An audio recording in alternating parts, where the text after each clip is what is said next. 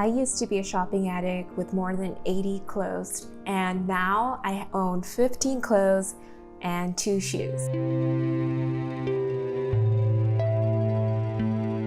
Hello friends, this is Yuram and I'm doing a full tour of my capsule wardrobe.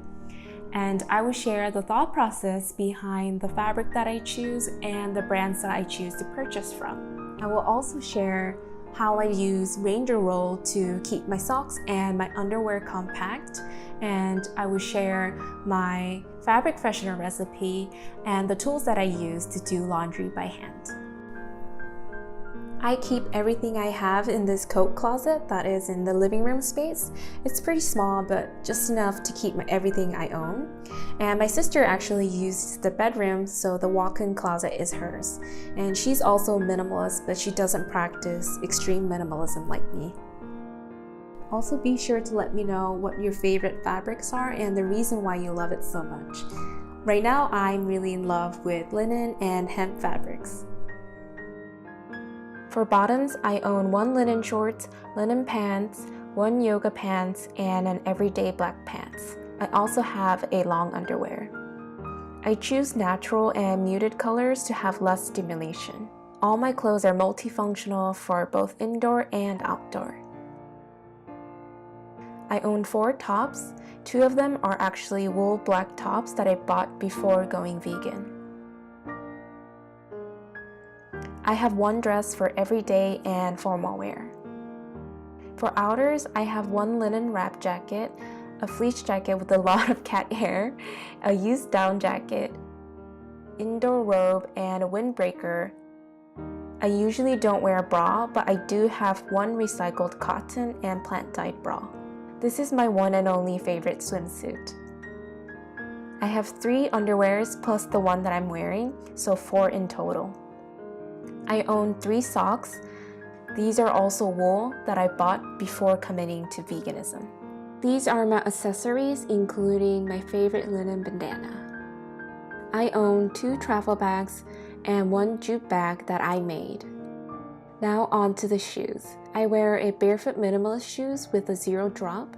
I will do a video on this in the future if you want to know more. I also have a Warache sandal that I made. You can find the instructions at Zero Shoes, which I will link in the descriptions.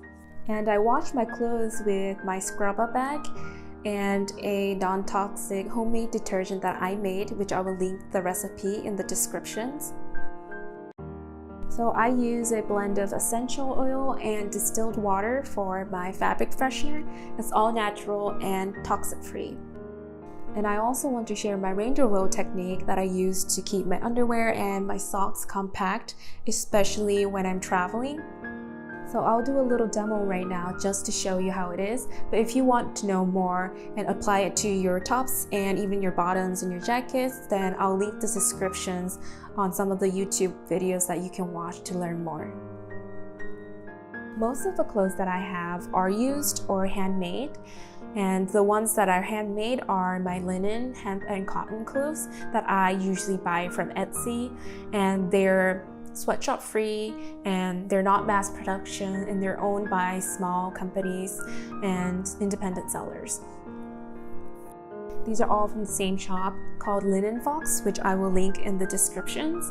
I have my synthetic materials here, which are bought used from eBay, thrift shops, or Poshmark, which is an app that I used to use to resell all my clothes. So these are usually the ones that I wear when I'm going hiking and camping and biking, because I prefer to wear outdoor clothes instead of my fragile linen clothes when I'm out in the woods or biking. So I prefer these. For my bags and shoes, I think that Merrell and Timbuk are not the most sustainable brands, but it was really difficult for me to find the exact one that I wanted from a more conscious brand. So for me, I can always try to strive for perfection and force myself to be 100% sustainable in my journey. But after many years of trial and error, I learned that it doesn't always have to look perfect. Because that's the biggest barrier for most people when it comes to transitioning to a minimal and sustainable lifestyle. A lot of people assume that they have to be perfect, and they know that they're gonna fail somehow and they can't be perfect, so they don't even try in the first place. So it's okay to not meet the standard of sustainable fashion 100%, especially if you're just starting out and you're hesitant about spending money and really committing, because it might be difficult for some people to just buy 100% organic, GOT certified, anti-fast fashion, anti-sweatshop. So we need to be more flexible and do what we can in the moment. This way you can find your own balance of how much clothes is enough and what kind of clothes is best for you. I started downsizing with KonMari's method about 5 years ago. And then I wanted more because I wanted to spend less time on focusing on choosing the outfit that I have to wear. And I want to spend more valuable time on growing my business and self-improvement. So what I did was I took a more extreme path by reading Goodbye Things by Fumio Sasaki. And he has a very extreme minimalist lifestyle, and he inspired me to just downsize my clothes and make it simple so I can live the life that I want, and I can be spending my precious energy, my money, my space, and my time on the things that really matter. So he really motivated me to really think about what's important in my life and not be fearful of not having enough and not be fearful of not having material abundance. To get you started on a more sustainable habit of consumption, I recommend that you buy used or handmade clothes from ethically sourced companies. But this is just if you are willing and if you're open to this. And if you want to take it even further, you can choose something like organic hemp or linen to make your materials more natural and aligned with the earth. I'm really glad that you joined me today to listen to my story and to get a full tour of my closet.